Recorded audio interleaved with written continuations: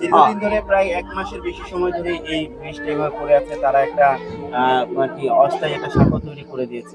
আপনার পক্ষ থেকে আসলে কোনো উদ্যোগ থাকবে কিনা আসলে এখানে আবারও একটি পাকা স্থাপনা, পাকা সেতু নির্মাণ? শুনে না, আমার তো ক্ষমতা নাই রে ভাই, এটা বুঝতে হবে, জনগণের এটা বুঝতে হবে, আমার তো ক্ষমতা নাই। তারপরে আমি প্রকল্পটা মানুষ যেমন শুনছি, এবং এটা যে বলছি দীর্ঘদিন কিন্তু না, আমার মনে হয় কাঠের সহ কিন্তু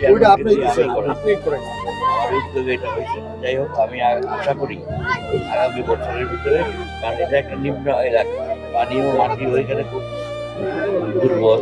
এই ব্রিজ করতে সরকারি পর্যায়ে কাজ করে আসতে অনেক টাইম লাগে ভাই। আমি পিডিকে জায়গায় কথাবার্তা বলছি, কিন্তু তারা এই সম্মানটা আমাকে দেখাইছে। তারা আসছে আমার অফিসে, আমার কথাবার্তাগুলো প্রকল্পটা নিয়ে গেছে।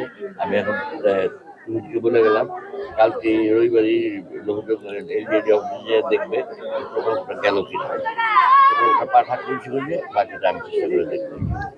আশা রাখি এটা আমি করে দিতে পারবো।